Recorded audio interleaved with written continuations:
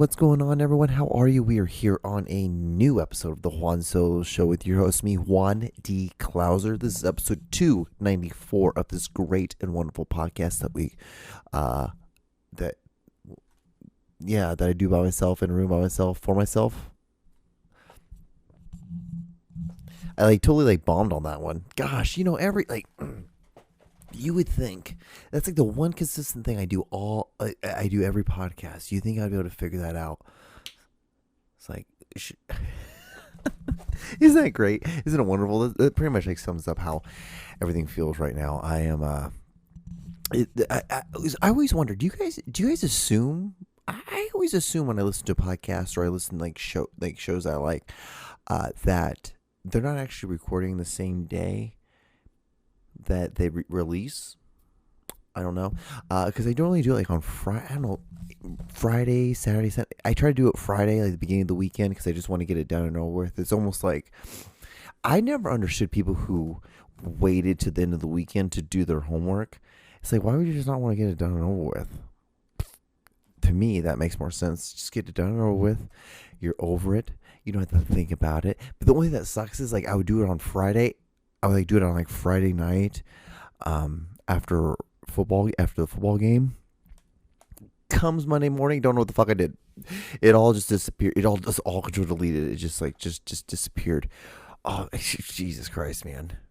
High school, that was great. Do I remember waking up on Saturdays and not being able to damn near walk sometimes? Just being so sore from fucking football.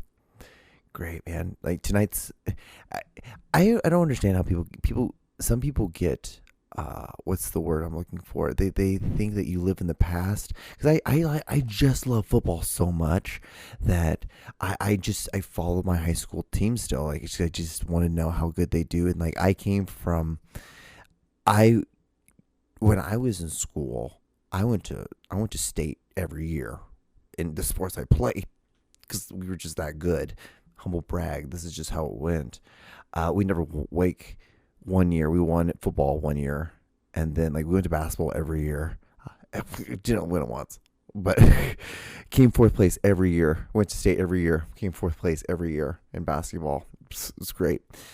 Basketball's sick. I really because I played AAU basketball, so when I played high school basketball, it was it was a major step down. And then what was so funny about it, because it wasn't a step down because it was just because I played all the time. So when I was a freshman, I played on the freshman team, the JV, and then eventually made it to the varsity. So I didn't make varsity right off the bat, my freshman year. I made it on football, and I was okay, sweet. So I kind of had a big head, and I already lettered, so I didn't really I'm not gonna lie to you, I didn't really have the same motivation to get on varsity in basketball as I did in football, because I had already done it as a freshman, and that's really was my big thing as a freshman. I'm I just want to letter as a freshman.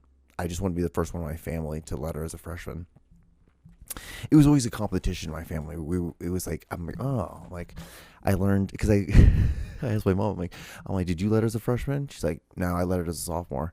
I was like, did dad letter as a freshman? He's like, no, he lettered as a sophomore. I'm like, how Jeff and Michelle? They're like, no, they both lettered. I think Jeff lettered as a junior in basketball, and then my sister lettered as a sophomore in volleyball. My sister was really good at volleyball. And so I was like, okay. I'm like, so I could be the first one to letter my family. And so that was my only thing. And this is the biggest thing too. This is why I love football so much. This is the biggest reason why. So I was a very angry kid, very, very fucking angry. And it had to stem a lot from being adopted. And I was slowly becoming more and more aware of what it has to take. So to become an orphan, that means you have to be abandoned. And so I was like, interesting. Very interesting. So I was getting very mad. And so I was acting out a lot. And I was in the 8th grade, and my football coach was the offensive coordinator for my high school, for the high school. And I remember I was at practice one day and I was just being a fucking asshole, and I was just like fucking around, not giving a shit. And he came out to me. He pulled me up. He pulled me up after practice, and he's like, "Hey," he's like, "I'm gonna be honest with you, man. Like, I need your help to corral these kids because you're gifted." He's like, "You can let her, and you could play as a freshman on varsity." I'm like, "What?" And I'm like, "What the fuck?" Okay.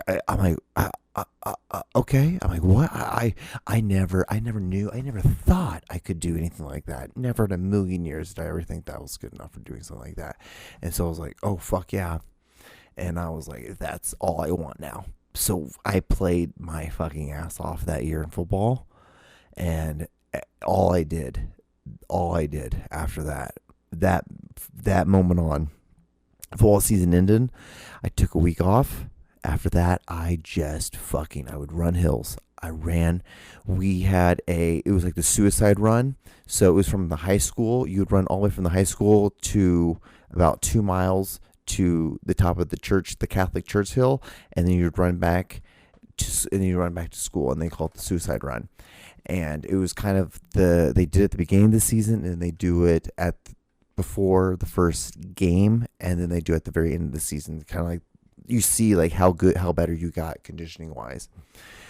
And so that was, I just did that, and I worked out, because the head football coach was the head of the workout room, and he was always there. And so I made sure I was there before he was.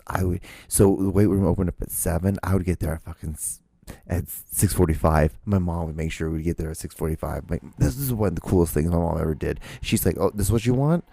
Okay, let's fucking do it, dude. This is what you're gonna do." And so she would wake me up. She's like, "Gotta get up. You gotta get up. You want to get there? You gotta get there early. You gotta make sure you're there before the fucking coach is there." And so I just made it a fucking thing. And that taught me that just hard fucking work, just show out, and just work your ass off, and you can do something. And I just worked my ass off. Eventually, I didn't do shit like the first 2 weeks, and then I'm like, the head coach is not seeing me at all. I'm like, God damn it. And then one day, they put me on special teams, and I kept just busting through. I kept busting through, and then boom, I started doing that. I started doing special teams and kickoff return. And then after that, about 3 weeks later, we were beating a team like 60-0, and then they put me on a running back, and then I ran for 150 yards, 2 touchdowns, and that was pretty much all it was. They're like, "Oh shit, this kid can play." And yeah, and that was after that. We did split back, and I eventually at the end of the season was playing defense. Not very much defense. It was mostly just like special units. So I'd go in there as it was like a hybrid linebacker, free safety. So if the running back if there was split backs, and if the running back on my side went out, I would go and follow him. And if he didn't, then I'd just crash. Basically, I just be like a linebacker blitz. But how we just play, because we play a 3-4. So I was able so I would start off as it would start off like it was like a nickel, and then I'd slowly creep in, and I was fast enough where I could just bulldoze. But yeah, this is football, right? Anyway, I don't know. I had nothing to talk about at the beginning of this, so I had to figure out something to talk about. I'm not gonna lie to you guys, I'm pretty baked right now. I ate a 100 milligram edible. And the thing is, guys, when you do those things, you should do it all in one sitting. You eat it all at one time, and you just eat it, and you just, okay, we're done, we're good. And you just let it go, and like halfway through that whole thing, I'm like, I'm pretty baked through this. And yeah, so I guess I've been talking for about 10 minutes, haven't I? I think I wasted about 10 minutes of your time. There were so many things I wanted to talk about. What else? Little bit was new stories. So like my stories, I feel like I've been getting really good. So I told you about Throated, the one about the guy who hurt his throat and had to get vocal surgery, and then he moved out to the farm, and he ended up summiting a animal or of some kind, and that is and that caused like a whole thing. But my next one I've been working on these like this sleep paralysis. Like, I don't know if cannot remember if I talked about this or not, but like this sleep paralysis story. And I thought I had the beginning of it, and I had been working from that point, like, because I'm pushing out like 10,000 words at this point for the story. And I started off with 1 point. I thought that's how I was going to go. But then Monday of this week, because when I write, this is the weirdest thing I do. So like I have to drive like 35 minutes to work. And so I'm like, and it's in the morning, and I'm like, I need to use this time productively. I try to use this time productively. I learned this from football. And so I'm like, fuck it. I put my earphones in, and I just do voice to text, and I just write, and I just try to do, I just told you I've done 300 words, and I'm slowly every day, I'm going up to like, now it's 500 words, consist at least minimum 500 words. And I try to do that. And so like I this week was just a whole breakthrough of like, oh, how have I started at this angle instead? And so now that's like my new whole beginning of the story. And what I love so much, and this is the thing I love so much about, I love writing. It's fun. It's so much fun. It's so much writing to like, especially I remember being younger and like writing a lot of love stories and a lot of stories of like in that sense. And I think it's just because that's all I knew. And I think that I really was looking for some sort of love in some sense, to tell you the truth. And so I was always thinking, like, when I was in my early 20s, I'm like, am I always going to just write about just love? I'm like, there's no way in hell I'm going to always be this guy. And I'm like, maybe I am. And maybe that's just going to be my niche. My niche is always going to be just telling like these weird, crazy, like love stories of like love that could be kind of thing, And, but no. Now for the last about year and a half, all I've been really doing is like science fiction stories. These crazy, like, I have another one. It's like a journey through hell, like how to survive going through hell. And then I have a story that I just came up with, or an idea I just came up with earlier this week. And it has to do with, because in fact, I don't really like my job. I hate my job now. And it always happens. Eventually I start hating my job, and then I'm like, okay, I need to get a new job. But so I was thinking, I'm like, what if I do something like, I think it'd be funny, because like, we always think of like hell as being this crazy scary place, right? Which it could be, could not be, I don't know.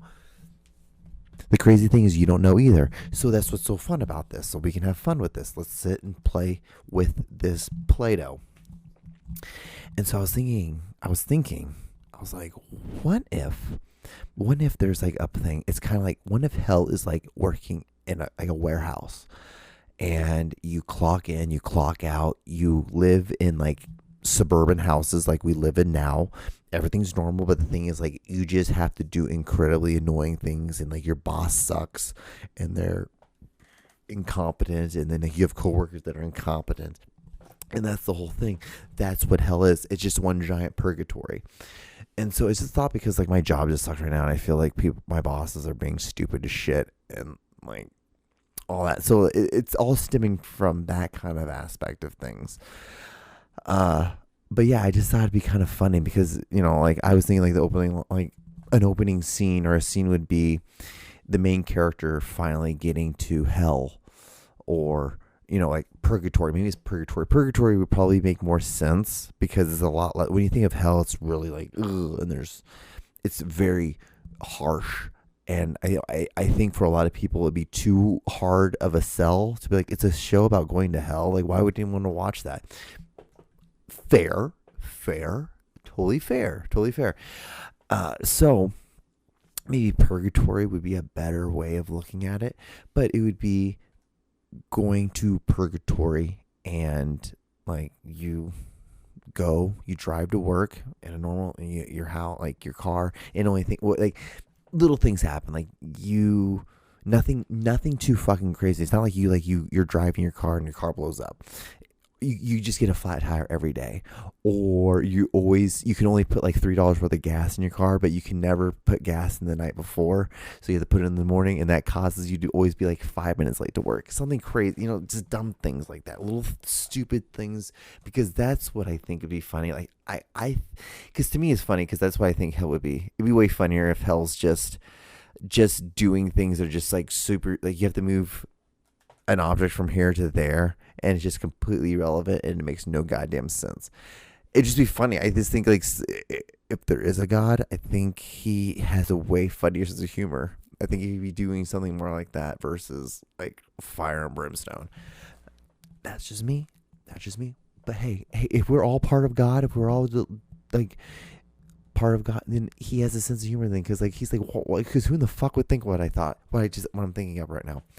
But so this is I just think it'd be funny, but the scene would be him like getting to this building, and a guy looks at the main character and is like, "You new here? First day?" And then the main character is like, yeah, I didn't think, hell or purgatory was like this. And like, yeah, I don't know why everyone has an idea that is fire and brimstone. And I just, it's like that. It's like, it's aware of itself. I just wanted to have that kind of humor where it's, it's like, yeah, I don't know why everyone has this idea that hell is like so bad. It's just annoying. It's like life. Like hell is life. And like sometimes I think that's what the metaphor of hell is. Like maybe hell is not a real place. It's just like it's a metaphor of like things that suck, and you have to like learn to get better from them, and you have to mature from it. Anyway, I've been talking long enough. We should probably watch the video of the week. Yeah, let's watch the video of the week. Here we I just screenshotted it. It's easier if I screenshot it, then I can go from there for the point for editing. All right, here we go.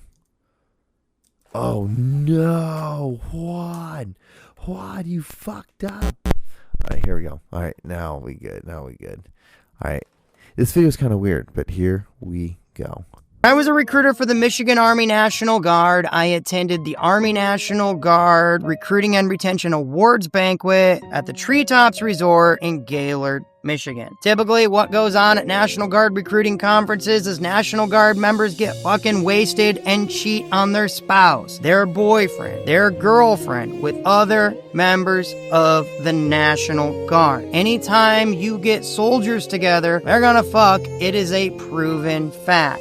I had a roommate at this conference, and my roommate was a recruiter from the Detroit area. His name was Darnell. I stumble into my hotel room, and Darnell is in the middle of a 3-girl, 4-guy gangbang. My man Sergeant Smith is just standing in the corner all by himself. Now Sergeant Smith just had a baby, and his wife ain't ready to fuck yet, and my man needed some pussy, and I walked up to him and I'm like, "Big Sarge, what are you doing just standing here holding your dick looking all pathetic?" And he's like, "There's not enough girls for everyone." Now I was a staff sergeant at the time. I was the ranking person in the gangbang. I called a halt to the gangbang. I'm like, "Guys, let's count up these fucking holes. We got 3 girls. That's 3 mouths, 3 buttholes, 3 pussies. That's 9 holes for 5 dicks. There's no way my man should be standing off in the corner, tugging on his dick, waiting to get tagged in." I brought everyone together. Everyone is fucking. I'm tag teaming the supply sergeant with Sergeant Smith, and he's hitting it from behind, and that motherfucker looked the happiest I had ever seen him. This bitch was sucking my dick, and she pulled off, and she was like, "What kind of swingers party is this, Sergeant Best? Y'all don't even have Cool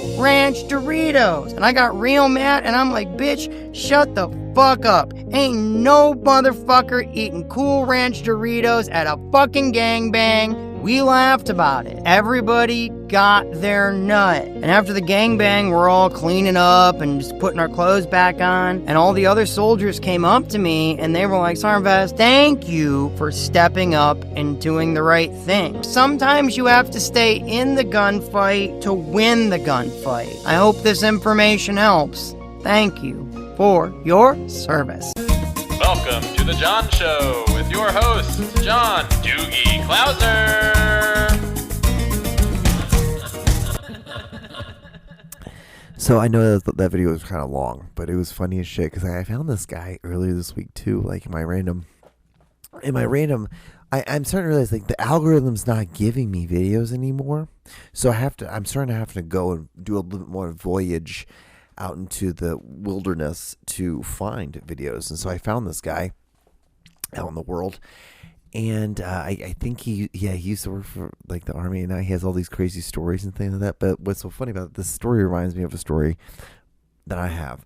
I was living out in LA, and I had just graduated college. It was literally the weekend after I graduated college. My ex-girlfriend and I had just broken up. I was dating this girl for like 7 years, right? We like met in high school,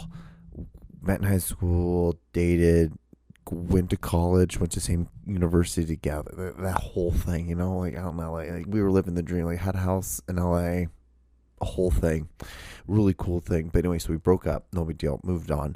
I moved to Sunset and Crescent Heights, in the Jewish part of town. It was literally like the Jewish synagogue, and then like my like apartment complex. And so like it was just full of Jews in this complex. It was very nice, and they ended up getting very mad at me when I moved out. That's a completely different story.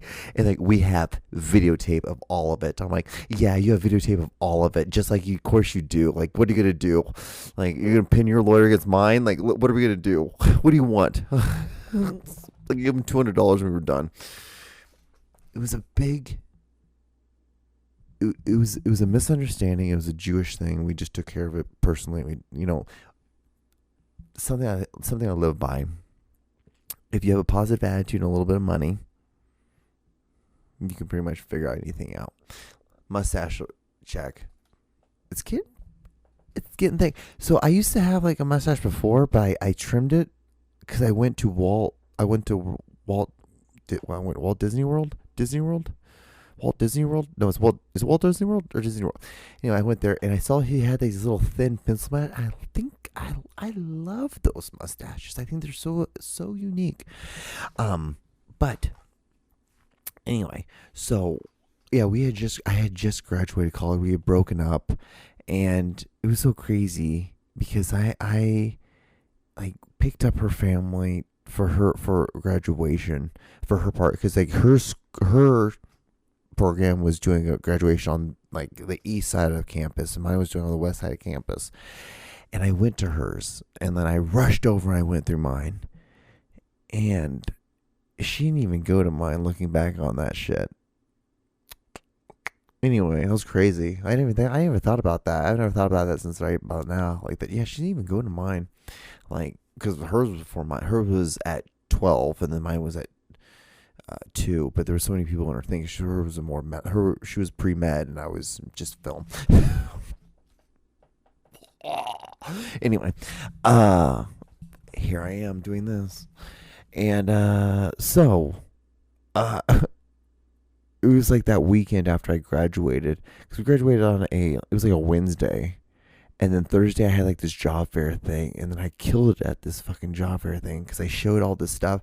When I was in school, I made all this film gear out of PVC pipe and stuff, so I'd make all this shit for everyone else.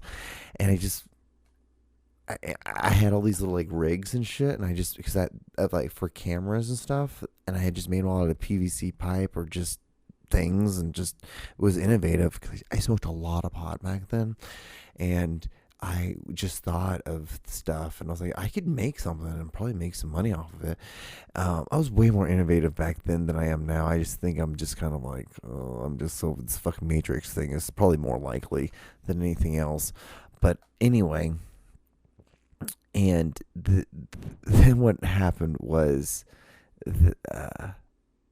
so I had that job fair thing. So that weekend, I was going to go hang out with a bunch of my friends, right? So I had a buddy of mine, my best friend in college, one of my best friends, one of my top 3, because I had like a group of 3, and it was so crazy because like I would end up like doing individual quests with all of them, and then we would have quest group quests together, like going to Tijuana and going to strip clubs and like getting a hand job from a Mexican stripper. Anyway, that's a long story, and that was crazy. That shit was crazy because my friend almost got a banana shoved in his asshole. I've told you guys that story. I'm pretty sure I've told you guys that story. I'm almost, yeah. I'm just, yeah. And anyway, so I wasn't dating anyone at this time, so we had broken up. I had moved to Sunset and Crescent Heights, and my buddy was like, "Yeah, let's go we're gonna go fucking party," because he was a huge partier, so he was he all of his he was the only one that went to UCLA.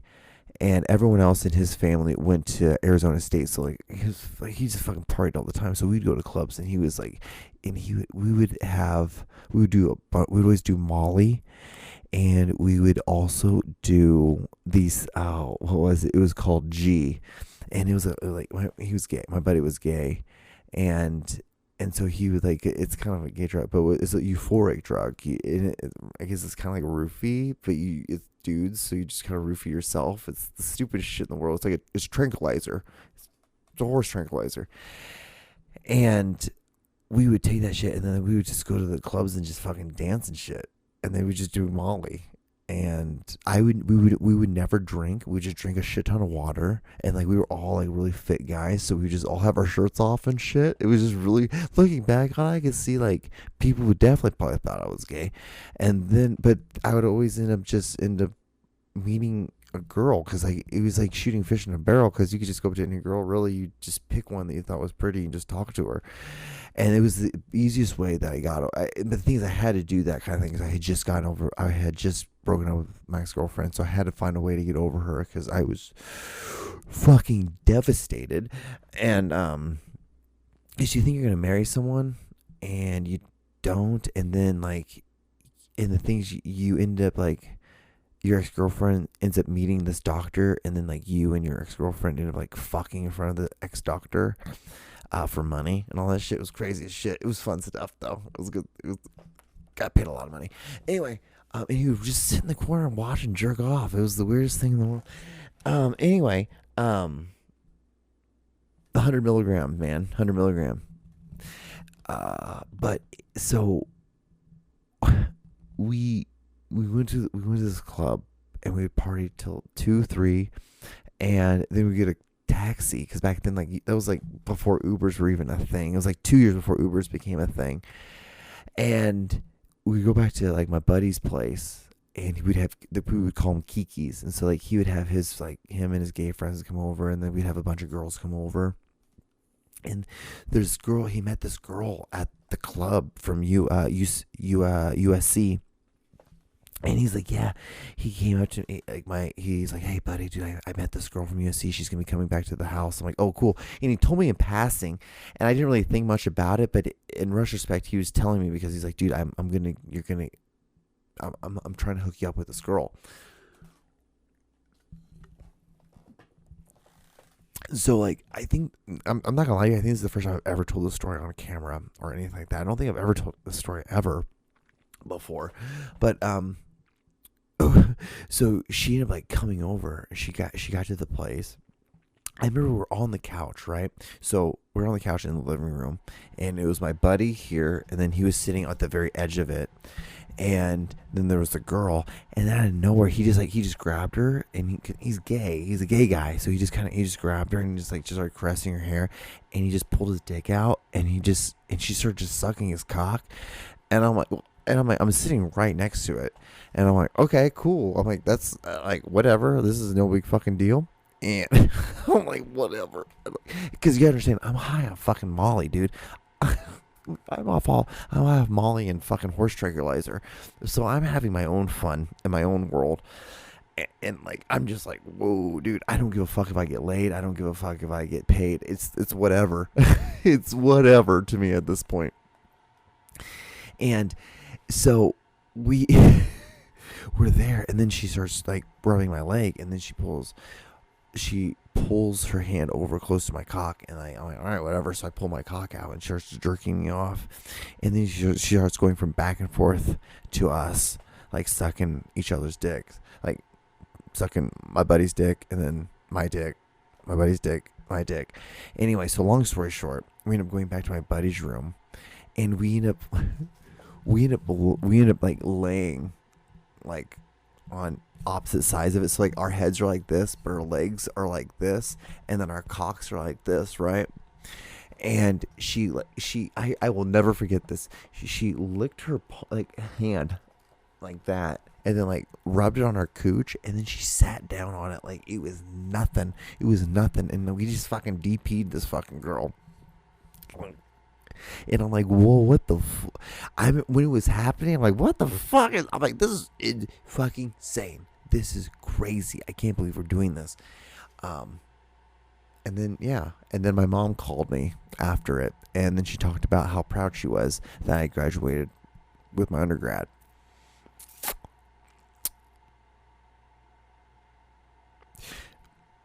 Yeah, guys, that's the podcast, because that's all I got. We've gone this far. That was the podcast, though. I had so much other things. I did not know what I was going to talk about this week, and this ended up being the thing I ended up talking about. But anyway, if you got this far, like, comment, and subscribe. 100 milligrams, guys. 100 milligrams. I think that's going to be that should be the podcast name. 100 milligrams. 100 milligrams. Let me write that down. 100 milligrams. Yeah, it's like a ball. It was like that. Just ate the whole thing, and then that was it. But anyway, if you gotten this far, like, comment, and subscribe. And I'll see you guys on the next episode. Thank you guys so much for watching. Wash your hands, look both ways, tell your parents I said hi, and I'll see you guys on the next episode. Wait, hold on. Good night.